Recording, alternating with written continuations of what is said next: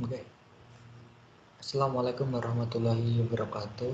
Perkenalkan, nama saya Muhammad Holis Fikri, praktikum mata kuliah Ilmu Pemeliharaan Ternak dari kelas E, NIM 23016117140004. Di sini saya akan membuat video mengenai perhitungan sudah saya lakukan sebagai salah satu syarat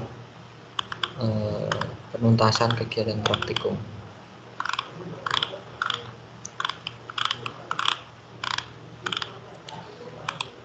Jadi, heritabilitas atau biasa disebut juga sebagai angka pewarisan merupakan istilah yang digunakan untuk menunjukkan bagian dari keragaman total suatu sifat yang disebabkan oleh pengaruh genetik. Heritabilitas ini dapat dijelaskan dalam dua konteks, yaitu secara luas dan secara sempit. Untuk nilai heritabilitas ini bermanfaat untuk menduga besarnya respon seleksi dan respon seleksi berkorelasi. Kemudian untuk mengetahui besarnya kecermatan seleksi sehingga dihasilkan ayam dengan karakter yang unggul dan kualitas telur yang baik. Untuk menduga nilai pemeliharaan pejantan, induk, dan anakan sehingga didapatkan telur dan ayam dengan kualitas yang unggul.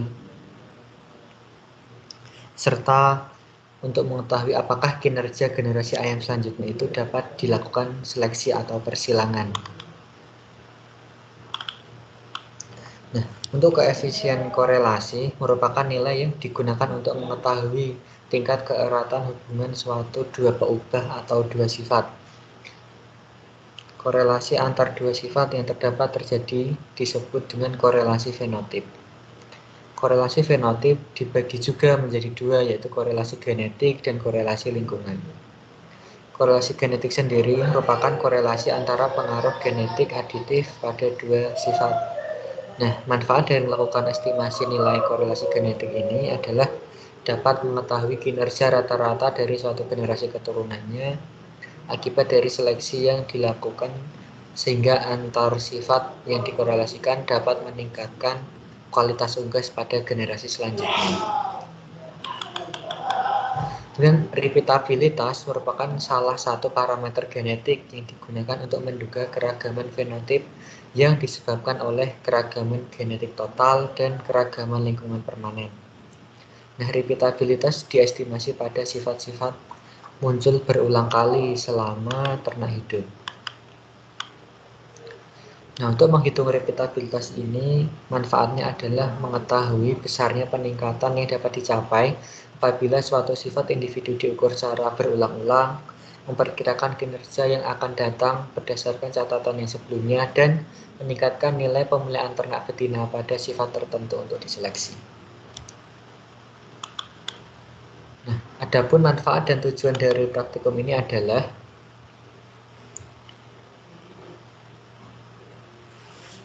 mahasiswa dapat mengetahui arti penting dan kegunaan dari heritabilitas, korelasi genetik, repeatabilitas, serta dapat melakukan perhitungannya.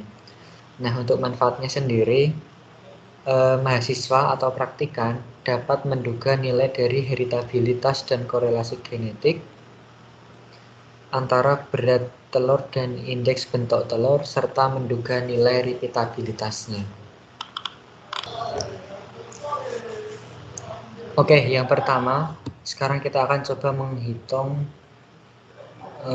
untuk pendugaan nilai heritabilitas indeks bentuk telur, yaitu kasusnya adalah dengan pejantan sebanyak 4, kemudian betina ada 5 untuk setiap pejantannya, seperti itu.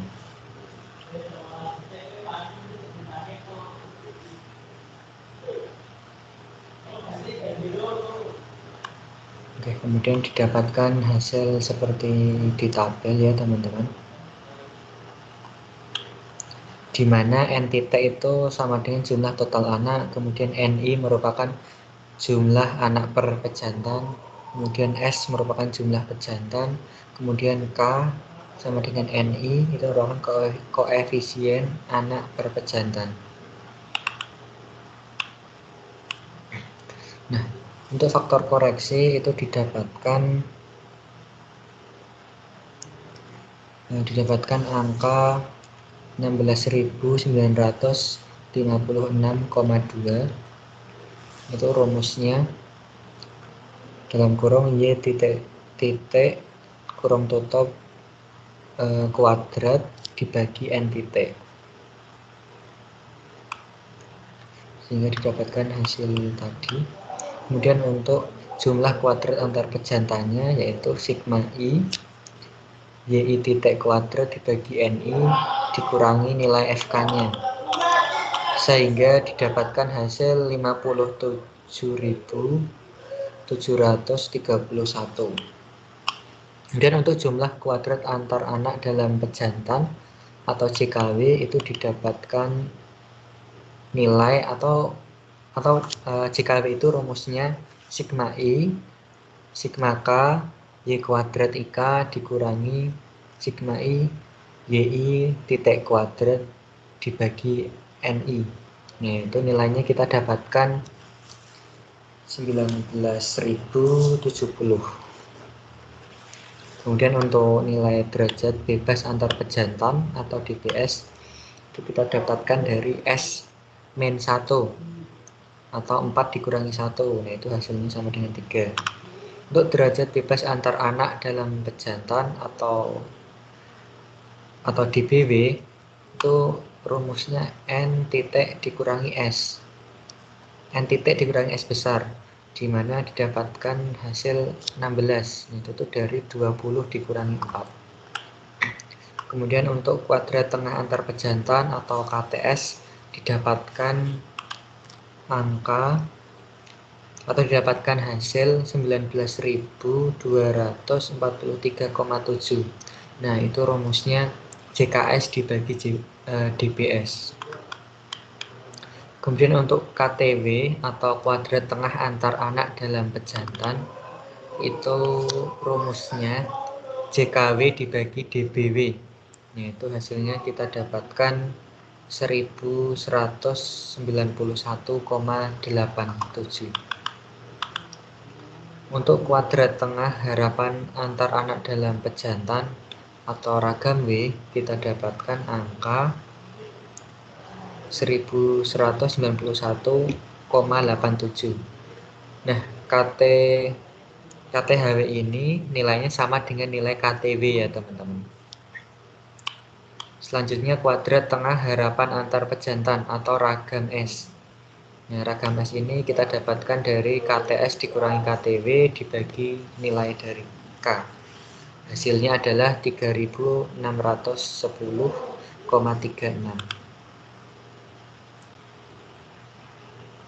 Kemudian untuk heritabilitas indeks bentuk telur 1. Nah, ini kita menggunakan data IBT1 ya teman-teman. Atau kodenya itu H kuadrat untuk kode heritabilitasnya. Rumusnya adalah 4 ragam S dibagi ragam S ditambah ragam W. Hasil yang kita dapatkan yaitu 3,01.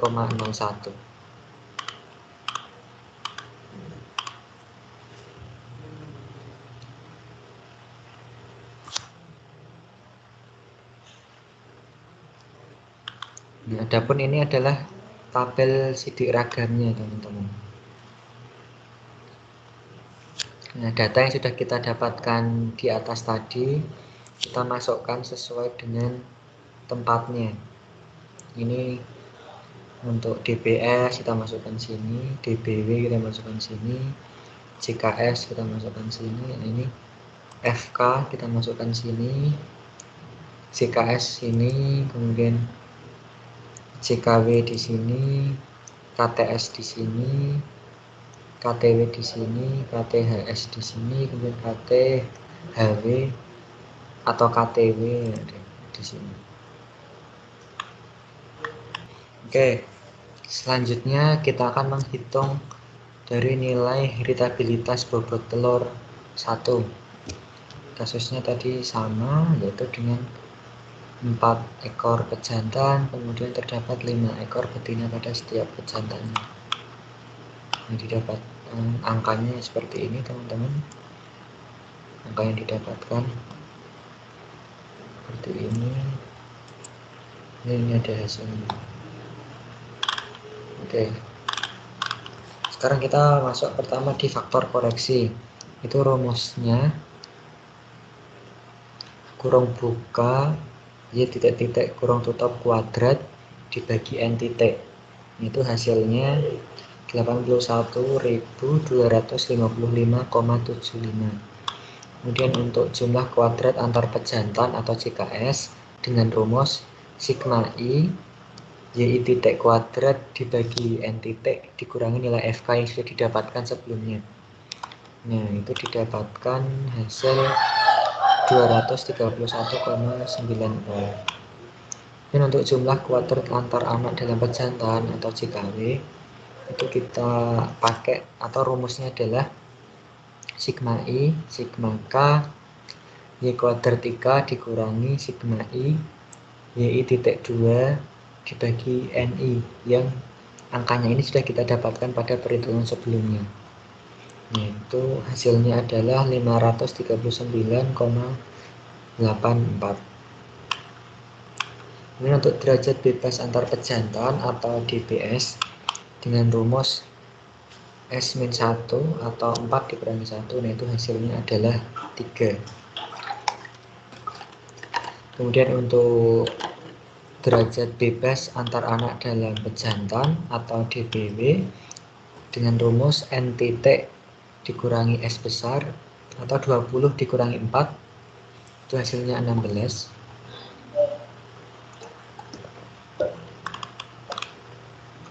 Kemudian untuk kuadrat tengah antar pejantan atau KTS dengan rumus JKS dibagi DBS itu kita dapatkan hasil 27.162,55.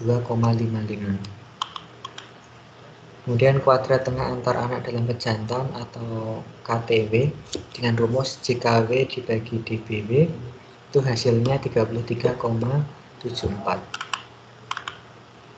Untuk kuadrat tengah harapan antar anak dalam pejantan atau ragam W, di mana ragam W ini sama dengan nilai dari KTW, sehingga didapatkan hasil 33,74. Kemudian untuk kuadrat tengah harapan antar pejantan atau ragam S dengan rumus KTS dikurangi KTW dibagi K, sehingga hasilnya 5.425,76.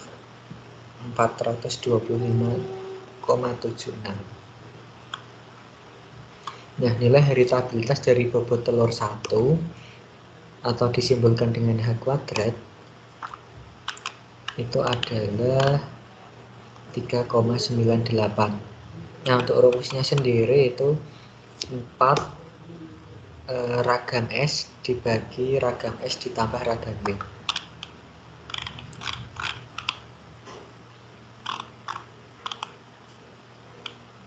Ini ya untuk sidik ragamnya. Seperti yang sebelumnya, perhitungan sudah kita dapatkan, tinggal kita masukkan pada tabel. DBS di sini, DBW di sini, JKS di sini, JKW di sini, KTS di sini, KTW di sini, KTHS di sini, kemudian KTHW di sini. Heritabilitas atau biasa disimbolkan dengan H kuadrat itu merupakan parameter genetik yang digunakan untuk mengukur keragaman total fenotip yang disebabkan oleh keragaman genetik aditif. Nah, hasil dari perhitungan nilai heritabilitas IBT1 dan bobot telur 1 itu secara berturut-turut 3,01 dan 3,98. Nah, nilai yang didapatkan tadi tidak sesuai dengan standar nilai heritabilitas yang ada, yaitu 0 sampai 1. Heritabilitas sendiri ini digolongkan menjadi 3, yaitu heritabilitas rendah bernilai 0 sampai 0,15, heritabilitas sedang bernilai 0,15 sampai 0,30, dan heritabilitas tinggi itu bernilai lebih dari 0,30.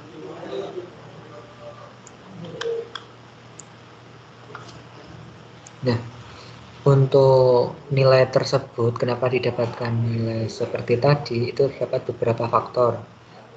Faktornya itu dipengaruhi oleh mulai dari bangsa, kemudian banyak data yang diambil, serta waktu pengambilannya. Hal ini didukung oleh Kurnianto tahun 2009, di mana terdapat beberapa hal yang mempengaruhi nilai heritabilitas, yaitu bangsa ternak, jumlah data, asal ternak, dan waktu pengambilan data. Selanjutnya kita akan mencoba melihat hasil perhitungan dari nilai korelasi genetik, indeks bentuk telur, dan bobot telur 1. Seperti di sebelumnya, ini kasusnya terdapat 4 pejantan, kemudian terdapat 5 betina pada setiap pejantan.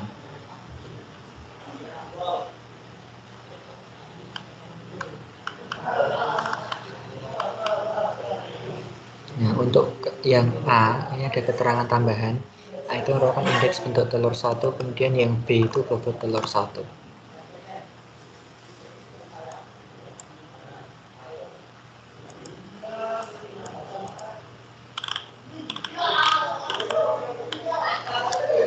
Untuk faktor koreksi, itu rumusnya adalah X titik-titik dikali Y titik-titik dibagi N titik. Nah, itu kita dapatkan hasil 96.086,83. Kemudian untuk jumlah hasil kali antar pejantan atau JHKS dengan rumus sigma I XI titik dikali YI titik dibagi NI, kemudian dikurangi dengan nilai FK yang didapatkan, sehingga hasil dari JHKS adalah negatif 23.651,13.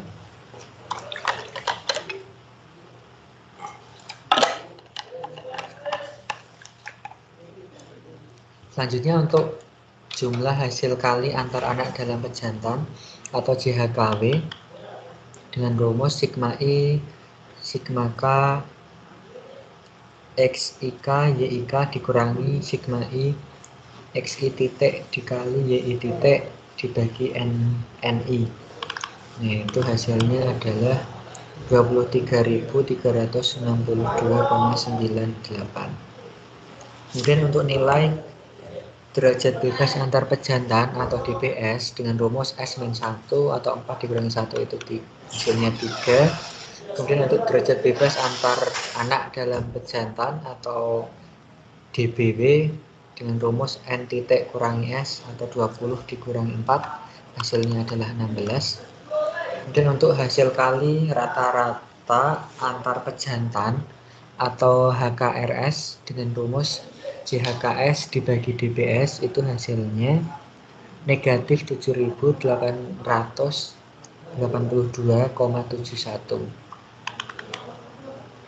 Kemudian untuk hasil kali rata-rata antar anak dalam pejantan atau HKRW dengan rumus JHKW dikurangi DBW itu hasilnya 1460,19. Kemudian untuk hasil kali rata-rata harapan antar anak dalam pejantan atau disimbolkan COV-W, yaitu COV-W tadi sama dengan nilainya itu sama dengan HKRW atau didapatkan hasil 1460,19. Kemudian untuk hasil kali rata-rata harapan antar pejantan atau covariance S itu rumusnya HKRS dikurangi HKRW dibagi nilai K. Nah, sehingga didapatkan hasil negatif 1868,78. Adapun untuk nilai korelasi genetiknya atau korelasi genetik ini kita simpulkan RG, itu kita dapatkan hasil negatif 0,42. Nah, untuk daftar sidik ragamnya itu kita dapatkan dari perhitungan yang sudah kita lakukan sebelumnya, tinggal kita masukkan ke dalam tabel sesuai kodenya ya. Ini JKS, ini KTS, KTHS, ini JKS, JKW maksud saya, kemudian KTW, dan ini KTHW. Untuk nilai korelasi genetik atau biasa disimbolkan RG merupakan hubungan genetik antara satu sifat dengan sifat lainnya. Korelasi genetik ini disebabkan oleh ekspresi dari sifat gen. Hasil perhitungan yang sudah saya dapatkan dari IBT1 dengan bobot telur 1 yaitu secara beruntun itu negatif 0,42 atau menunjukkan nilai korelasi yang negatif. Nah, menurut Kurniawan 2009, apabila koefisien korelasi genetik antara kedua sifat termasuk tinggi akan tetapi negatif, berarti mengandung arti perbaikan sifat pertama akan menurunkan keunggulan pada sifat kedua. Ditambahkan juga bahwa nilai korelasi genetik memiliki standar berkisar negatif 1 sampai dengan positif 1. Korelasi genetik ini memiliki beberapa faktor yang mempengaruhi nilainya, yaitu asal data, kemudian metode analisis, serta jumlah data. Hal ini sesuai dengan pendapat dari Purwanti et al. tahun 2020, di mana nilai korelasi genetik bergantung pada jumlah spesies, pasangan spesies, cara menganalisis, serta koefisien korelasinya. Nah, selanjutnya adalah pendugaan untuk nilai repitabilitas antar kelas.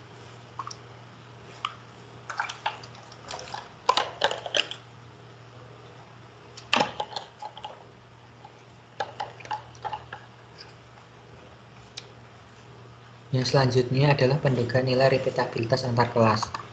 Nah, di sini data yang saya pakai yaitu IBT1, IBT2, dengan kita berikan simbol X untuk IBT1 dan Y untuk IBT2.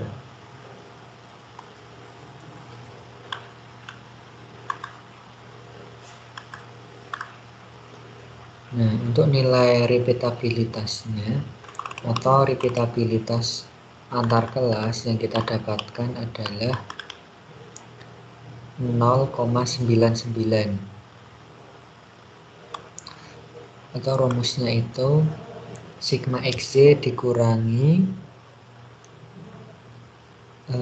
kurung buka sigma x dikali dengan sigma y kemudian dibagi n kemudian kurung tutup dibagi akar dari ini kita kurung buka dulu ya, itu sigma x kuadrat dikurangi dari sigma x kita jumlahkan kemudian kita kuadratkan dibagi n kurung tutup dikali dengan sigma y kuadrat dikurangi dengan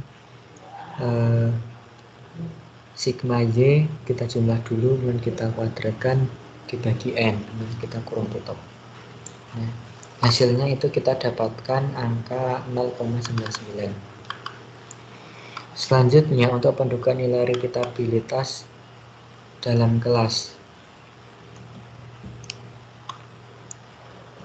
yang kita pakai adalah data bobot telur, yaitu bobot telur 1, 2, dan 3 dengan simbol secara berurutan X, Y, Y.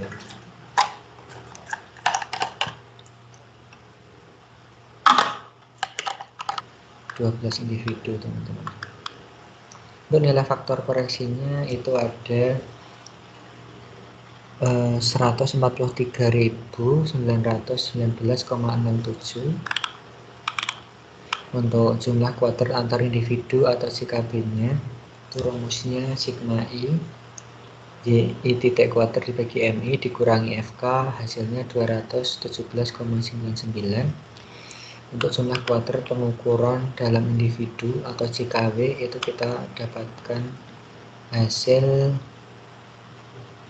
5.036.949,38. Dan untuk derajat bebas antar individu atau DBW dengan rumus N-1 atau 12 dikurangi 1 itu hasilnya 11. Kemudian derajat bebas pengukuran dalam individu atau DBW dengan rumus N kemudian kurung buka MI kurangi 1 kurung tutup itu hasilnya 24. Kemudian untuk kuadrat tengah antar individu atau KTB dengan rumus jika B dibagi dBB itu hasilnya 19,82. Dan untuk kuadrat tengah pengukuran dalam individu atau KTW dengan rumus jika W dibagi dBW hasilnya 209.872,89. Dan untuk kuadrat tengah harapan pengukuran dalam individu atau ragam B-nya itu nilainya sama dengan nilai KTW, sehingga kita dapatkan angka 209.872,89.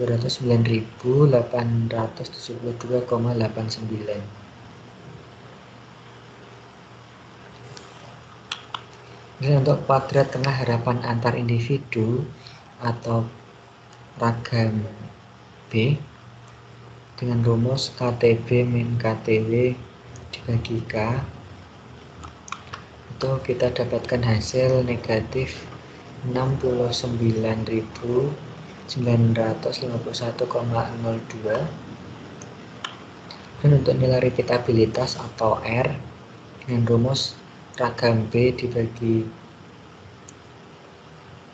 ragam B ditambah ragam B, itu kita dapatkan nilai repeatabilitas negatif 0,50. Kemudian untuk daftar sidik ragamnya seperti yang sebelum-sebelumnya, tinggal kita masukkan kepada tabel sesuai penamaannya.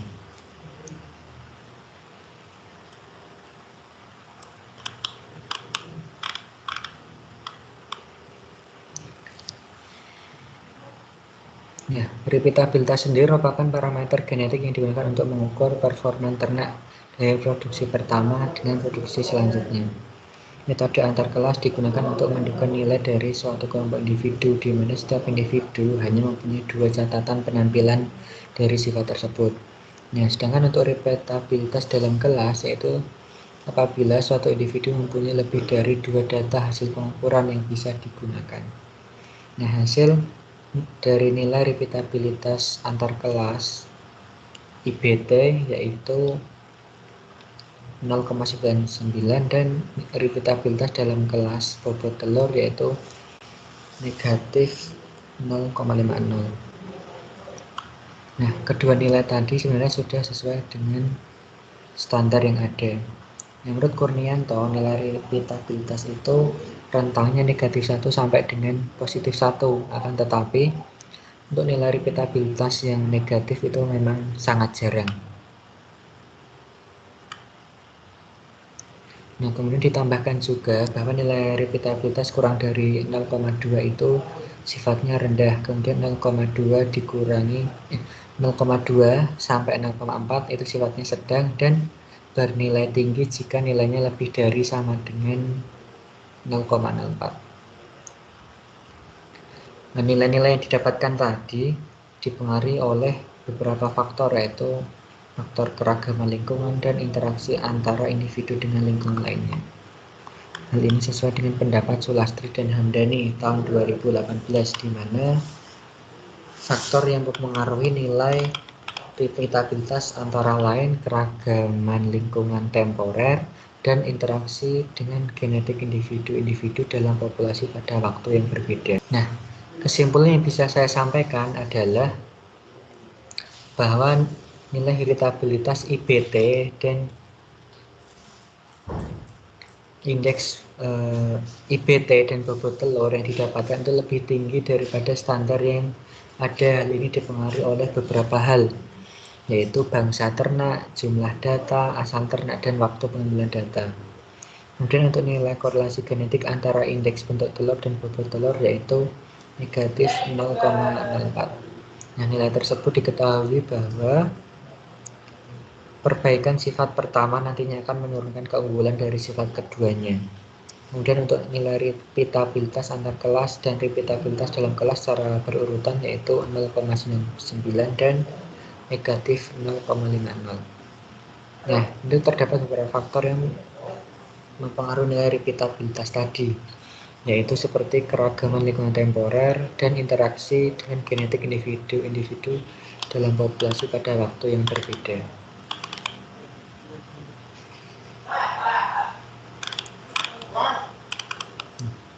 Mungkin cukup sekian dari saya, kurang lebihnya mohon maaf. Wassalamualaikum warahmatullahi wabarakatuh.